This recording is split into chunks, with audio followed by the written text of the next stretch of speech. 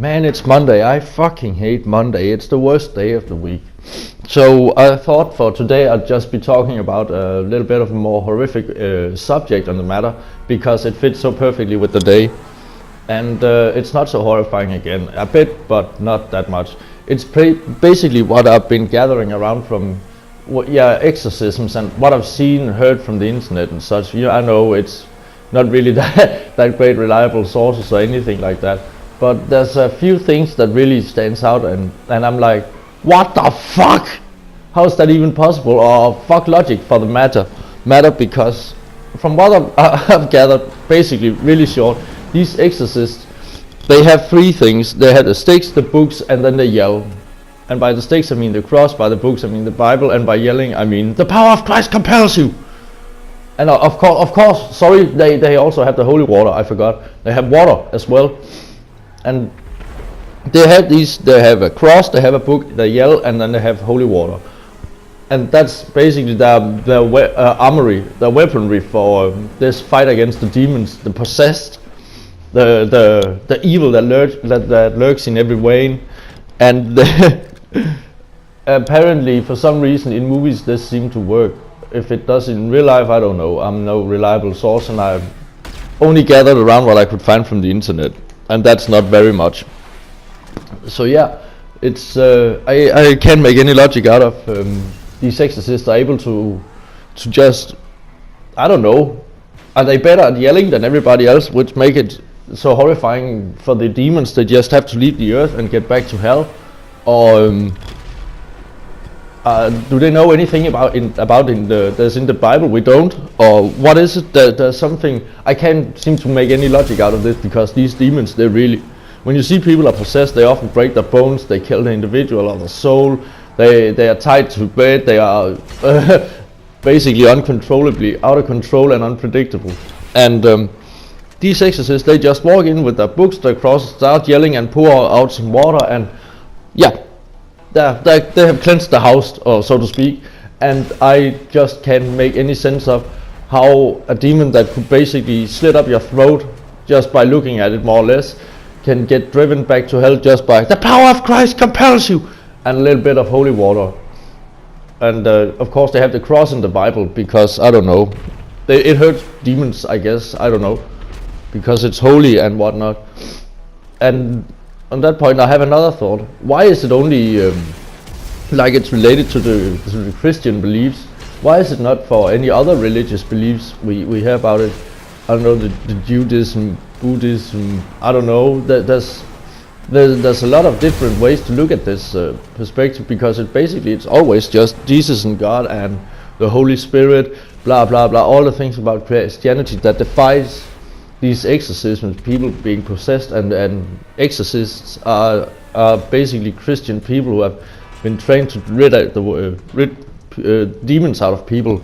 And I can't get my head around the fact that it's basically in the Christian beliefs, and they have sticks, books, and yelling, and a bottle of water, I'm assuming.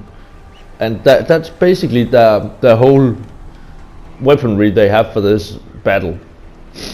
It seems so, I don't know, lame?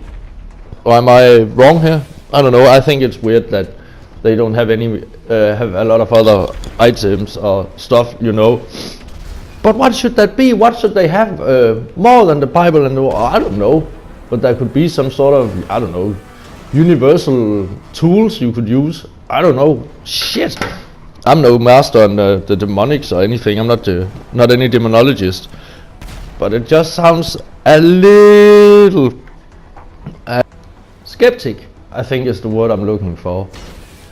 But what I would like to hear is that, do any of you guys have any experiences with this? Have you actually experienced anything? Can you see past my logic? Do you actually know what's happening? I'd like to hear from you guys. What do you know? What do you think? Because one-man oracle is not quite the thing I would call myself. That would be a shame or an exaggeration.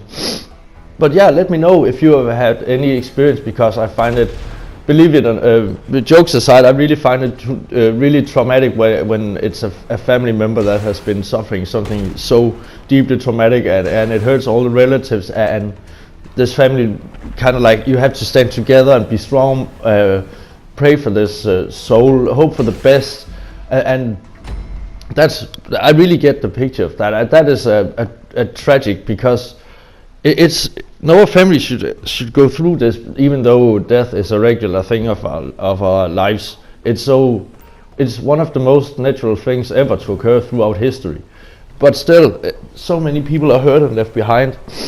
And I think that's sad. That's not anything I'm going to make jokes about, because no one deserves that at all. Nobody.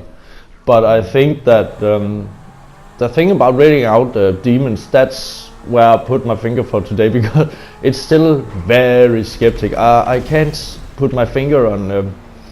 I can't put my finger on how this is reading the world of demons by yelling, books, water, and sticks.